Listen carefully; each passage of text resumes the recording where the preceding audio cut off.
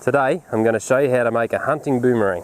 Take me out in the garden with the beetles and the frost. Take me to the back door to see the geckos and moths.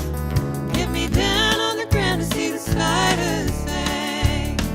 Just get me outside with my boomerang. Get me outside with my boomerang.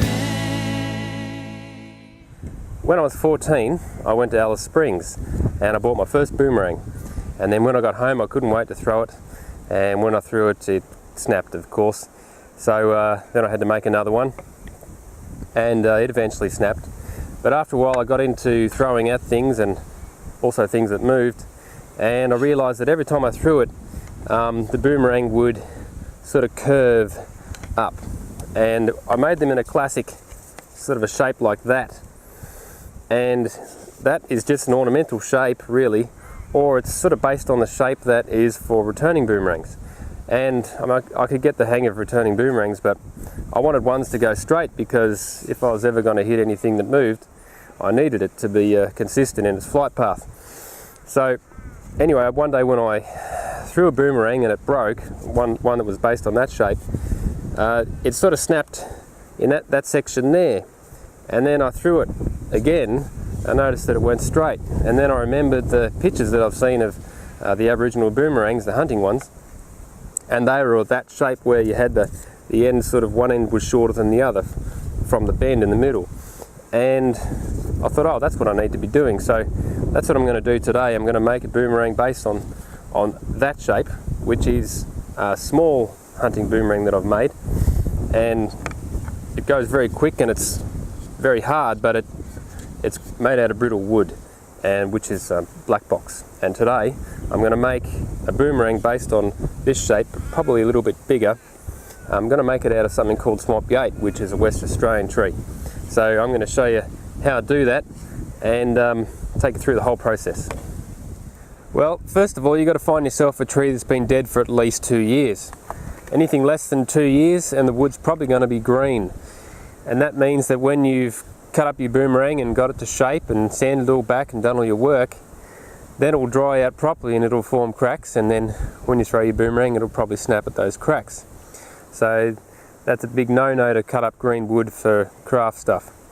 Next, you want to make sure you've got a nice big curve in your wood so you've got the natural shape of the tree to work with. Reason being that if you cut up a piece of wood and the grain goes that way only, so it continues like that in that direction, when you throw it, pretty much the first time you throw it, if it's a decent weighty boomerang, it'll hit the dirt and it'll snap right about here. And I can speak from personal experience about that. So you need to have that curve following so the grain gives it a lot more strength and even a bit of flex. And lastly, you've got to make sure that when you cut the piece of wood, because we'll cut it up here somewhere, that when you cut it, you look down the end and you check to see if there's a crack running through the middle of it. And if it's got a crack through the middle of it, well, it's going to be no good because it'll fall apart when you're making it. So we'll do that now. We'll cut this up with a chainsaw and we'll inspect the piece of wood, and if it's good, we'll keep going ahead with it and cut it into slices and make it into a boomerang.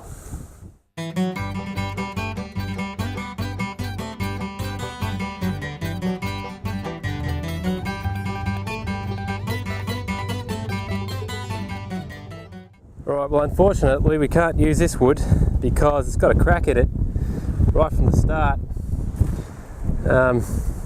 Yeah, it's just right through the guts of it there. Doesn't matter which way we slice this thing, it's going to fall apart probably as we're making it, even before we throw it. So yeah, got to find another tree, I reckon. Right, we'll try another one. Send me a postcard with love and affection, dress it to the middle of nowhere. Mommy, my bed and the silky white linens, precious fine folk of the city.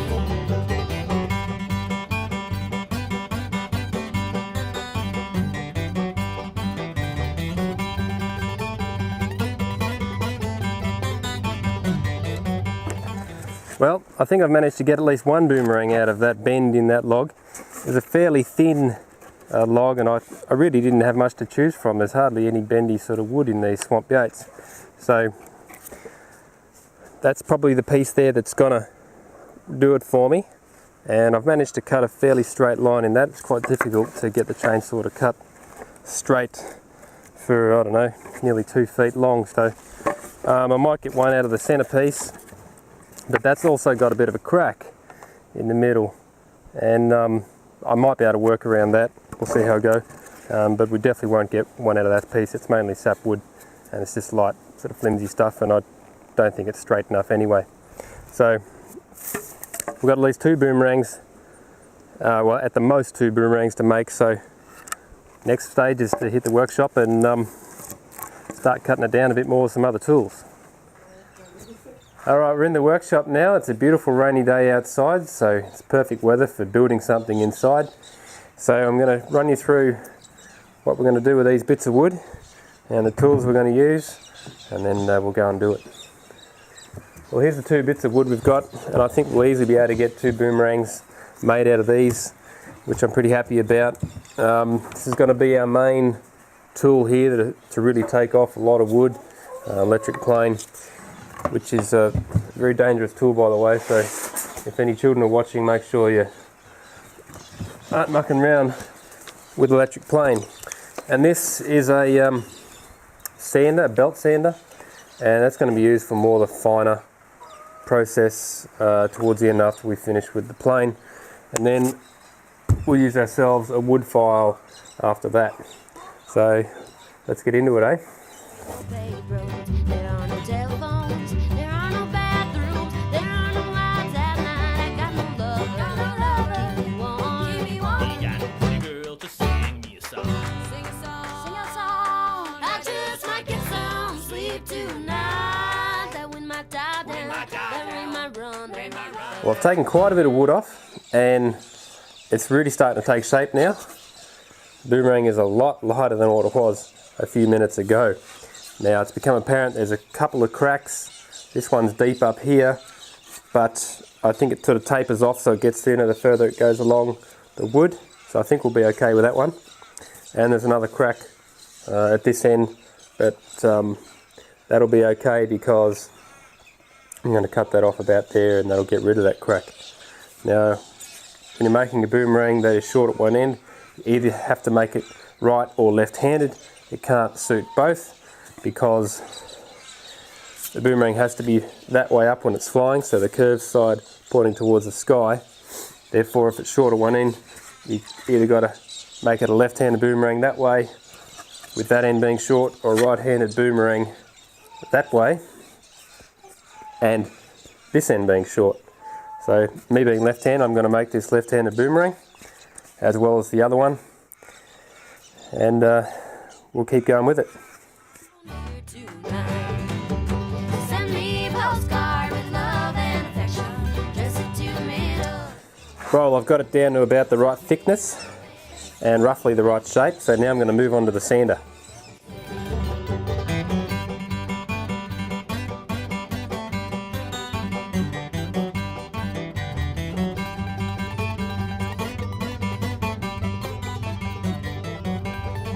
I want myself a dry bed, I want myself smooth skin, 'cause around here I ain't getting any younger. And next time I wanna go to that Martin No River, remind me of these things I said. Well, I've pretty much finished the taking off the wood stage, but you've got to pay a lot of attention to the handle, because that's where all the pressure is going to be when you release the boomerang. So you don't want any rough edges or corners on that spot there. So I'll spend a bit of time there now, and then we'll do the final sort of polishing up, and then oil it, and then it'll be ready to throw. Those branches are sharp as sword, and the sun beating down. Well, it's pretty much done. I've just got to oil it now, and then give it a throw to see if it has the right sort of flying style. Make sure I don't need to make any alterations in the shape at all, but that should work. I'm really impressed with this Swamp Gate wood to work with. It kind of peeled off really nicely with the plane, and it's giving a nice sort of a grainy sort of a finish. There's a little bit of sapwood here on the inside of the boomerang, but I don't think that's going to matter as long as the main part, which is here, is strong with the heartwood. There ain't no paved roads, there are no telephones, there are no bathrooms, there are no lights at night. I got no lover, keep me warm. Well, that's come up really nice. There's some nice contrast there between the heartwood and the sapwood, and also some sort of bit of features there with the knots and some blends of colours there of other sorts, but I'm pretty happy with that. And it's actually a little bit lighter than what I thought it would be, which is good because that'll make it better for throwing.